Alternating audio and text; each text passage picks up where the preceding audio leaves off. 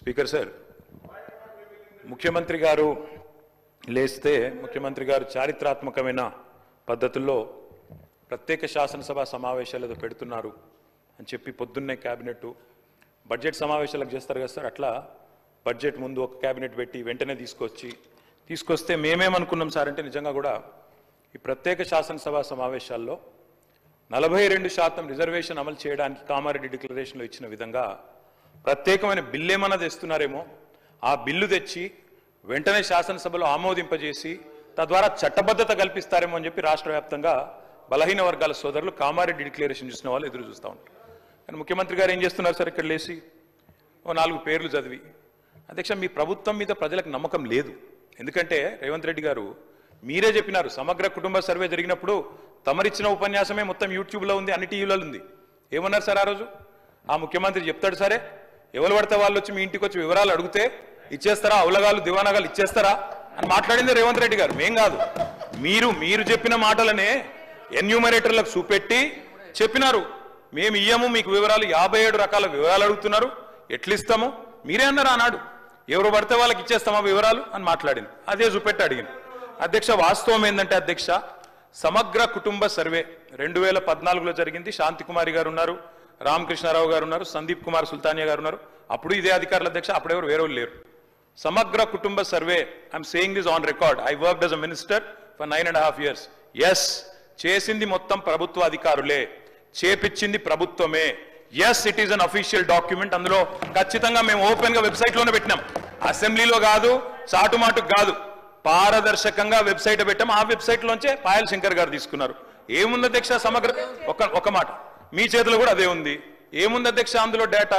తేడా ఏంటంటే కేసీఆర్ గారి ప్రభుత్వానికి కాంగ్రెస్ ప్రభుత్వానికి అధ్యక్ష, సమగ్ర కుటుంబ సర్వేలో పాల్గొన్న కుటుంబాల సంఖ్య 1,03,00,000 కుటుంబాల అధ్యక్ష, 1,03,95,000.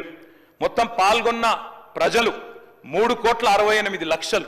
3,68,00,000 జరిగింది ఒక్క రోజులో 24 గంటల్లో రాష్ట్ర వ్యాప్తంగా ప్రతి ఇంటిని ఎన్యూమరేట్ చేసి అద్భుతంగా అత్యద్భుతంగా చేసినాం. మేము చేసిన తర్వాత ముఖ్యమంత్రి గారు నిజంగా ఎంత మిస్లీడింగ్ గా మాట్లాడుతున్నారంటే అధ్యక్ష, వారు అంటారు అధ్యక్ష ఇంతకు మించిన టాపిక్ లేదు అధ్యక్ష, వారు అడిగిన ప్రశ్న తప్పకుండా మా ప్రభుత్వం గతంలో చేసిన పని గురించి వారు అనుమానాలు తలెత్తే విధంగా ఏదైతే మాట్లాడినారో దాని గురించి చెప్పాలి అధ్యక్ష.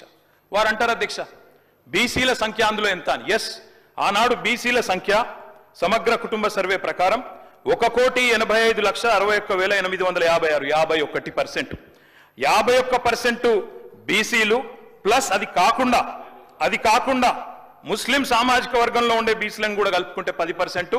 మొత్తం ఆనాడు సమగ్ర కుటుంబ సర్వే ప్రకారం రాష్ట్రంలో బీసీల సంఖ్య 61%. ఈ రోజు రాష్ట్ర వ్యాప్తంగా మేము మాట్లాడడం కాదు అధ్యక్ష, ఇక్కడ మా శ్రీనివాస్ యాదవ్ గారు కరెక్ట్ గా చెప్పినారు. మీ కాంగ్రెస్ పార్టీ ఎమ్మెల్సీ చెప్తున్నాడు బయట, దీన్ని తగలబెట్టండి, ఇంకా గలీజ్గా మాట్లాడింది నా మాట అన్న, తగలబెట్టండి అన్నాడు. దీన్ని తగలబెట్టండి, ఈ నివేదికను తప్పుల తడక అని కాంగ్రెస్ పార్టీ ఎమ్మెల్సీ చెప్తున్నాడు, మేం కాదు. రాష్ట్ర వ్యాప్తంగా బలహీన వర్గాల సంఘాలు చెప్తున్నాయి. ఏమని చెప్తున్నాయి అధ్యక్ష? సమగ్ర కుటుంబ సర్వేలో 1,85,61,000 ఉన్న బీసీలు ఎట్లా 1,64,64,00,000 తగ్గినరు, 51% 46% ఎట్లయిందని అడుగుతున్నారు. శంకరన్న కూడా అదే అడిగింది కదా అధ్యక్ష, తప్పేం అడిగిండు? ఇక్కడ శంకరన్న ఒక్కడే అడుగుతున్నాడు అధ్యక్ష, బయట మీ కాంగ్రెస్ పార్టీ ఎమ్మెల్సీ మాట్లాడుతున్నాడు, మీరిచ్చిన స్టేట్మెంట్ను మీరిచ్చిన నివేదికను తగలబెట్టమని చెప్పిండు అధ్యక్ష, మామూలు కాదు. ఇంకొక మాట అధ్యక్ష, మేము అనుకున్నాం అధ్యక్ష శాసనసభ సమావేశం ప్రత్యేకంగా పెడితే ఇవాళ ఏం చెప్పిండ్రు మీరు కొత్తగా? మీరు చెప్పింది ఈరోజు చెప్పింది మొన్న ఉత్తమ్ కుమార్ రెడ్డి బయట ప్రెస్లే చెప్పిండ్రు. ఆయన ఉత్తమ్ కుమార్ రెడ్డి గారు సబ్ కమిటీ చైర్మన్ గా ప్రెస్ మీట్ లో ఇవాళ మీరు చెప్పిన లెక్కలని మొన్ననే చెప్పిండ్రు. ఎందుకు పెట్టిండ్రు మీరు ఇవాళ? మేమేమనుకున్నాం, 42% రిజర్వేషన్ ఇవ్వడానికి చట్టబద్ధత కల్పిస్తూ బిల్లు తెస్తారనుకున్నాం. లేదా మీరు చెప్పినట్టు 56% బీసీలుంటే ఆ 56% బీసీలకు బీసీ సప్లాన్ చేస్తారేమో అనుకున్నాం. ఏమీ లేకుండా ఇలా వచ్చి ఒక స్టేట్మెంట్ ఇక్కడ పెట్టి ఏదో సాధించిన చరిత్ర అంటే అధ్యక్ష 5% బీసీ జనాభా. అధ్యక్ష గౌరవ సభ్యులు 9:30 ఏళ్ళు విన్నారే ఒకరు సార్, అరే వినగాదన్నా వినగా చెప్తున్నా బ్రో, మేము సబ్ కమిటీ చైర్మన్గా ప్రజల ముందు ఉంచినాము. దానికి న్యాయపరంగా శాసనసభలో ప్రజాస్వామిక విలువలుగానే శాసనసభలో ప్రభుత్వం తరఫున పెట్టినాము.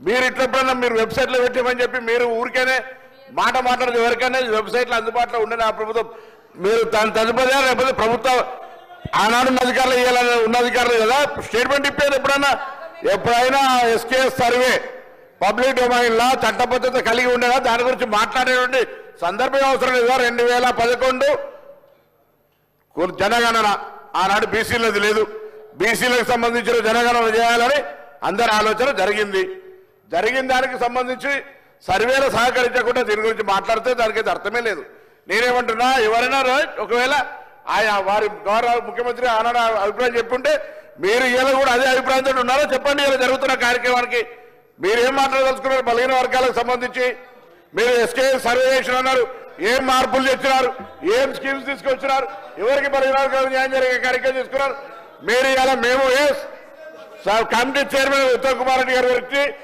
బహిరంగంగా ప్రజల ముందు ఇచ్చినాం ఇవాళ సభలో వస్తా ఉన్నాం 42% రిజర్వేషన్ల కొరకు చట్టబద్ధత తీసుకొచ్చి కొట్లాడదాం బరాబర్ మేము పారిపోతూ ఉండలేం 42% పార్టీ పరంగా అడుగుతా ఉన్నాం ఇక్కడ కూడా న్యాయబద్ధంగా చట్టబద్ధంగా పెట్టాలనే ఆలోచనతోనే ఉన్నాం కదా ఇలా మేము ఎరగ పోదలేం కదా మార్గదర్శకత రోడ్ మ్యాప్ ఇవ్వని అడుగుతుంటే రాజకీయం చేయడానికి ఉపయోగించుకుంటే వెళ్ళాము ఎట్లీస్ట్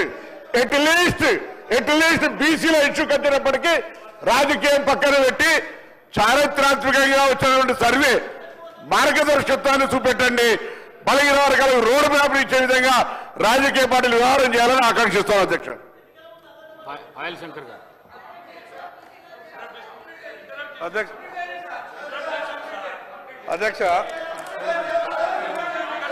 అధ్యక్ష నేను చెప్పినటువంటి అధ్యక్ష గౌరవ ముఖ్యమంత్రి గారు అధ్యక్ష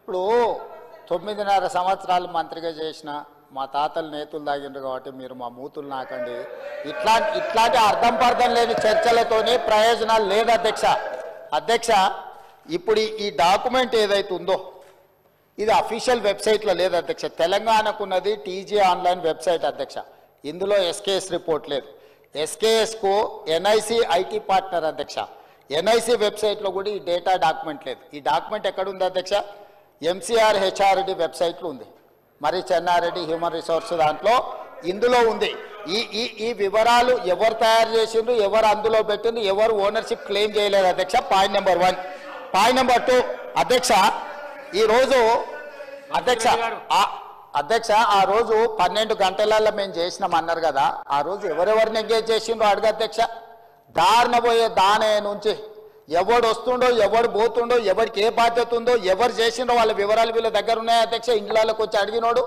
ఉదయం 7 గంటల నుంచి సాయంత్రం 7 గంటల వరకు 12 గంటల్లో ఇన్ని కోట్ల మందిని మేము చేసినామని వాళ్ళు చేస్తున్నామని చెప్పడానికి నటించి చేసిరు ఇవాళ మేము పకడ్బందీగా చేస్తే ప్రధాన ప్రతిపక్ష నాయకుడిగా ఆయన 9.5 సంవత్సరాలు మంత్రిగా చేసిన ఈయన ప్రభుత్వం మీద నమ్మకం లేదంటే ఇదే ప్రభుత్వం ఈ సభను ఏర్పాటు చేసింది ఇదే ప్రభుత్వం ఈ సభలో డాక్యుమెంట్ పెట్టింది ఎందుకు చర్చలో పాల్గొంటుంది అధ్యక్ష అసలు అర్హత ఉందా అసలు ఈ చర్చలో పాల్గొనే అర్హత ఉందా అధ్యక్ష ప్రభుత్వం మీద నమ్మకం లేదని ప్రధాన ప్రతిపక్ష నాయకుడు ప్రభుత్వం మీద ప్రజాస్వామ్యం మీద నమ్మకం లేదని సభలకు రాకపోను వచ్చిన ఆయన బర్తగించి మాట్లాడుతుంటే నేను ఒక్కటే మాట చెప్పదలుచుకున్నాను అధ్యక్ష దయచేసి తమరికి విజ్ఞప్తి చేస్తున్నా ఈ సర్వేలో పాల్గొన్న వాళ్ళను మీరు శిక్షించాలి ఆ శిక్ష మొట్టమొదట ఈ సర్వేలో పాల్గొన్న వాళ్ళకు మీరు మైక్ ఇవ్వద్దు అధ్యక్ష సర్వేలో పాల్గొంటేనే మైక్ ఇవ్వండి దయచేసి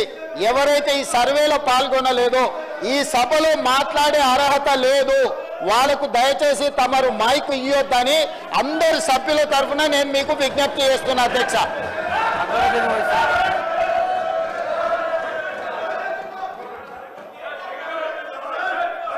Honorable Speaker, sir,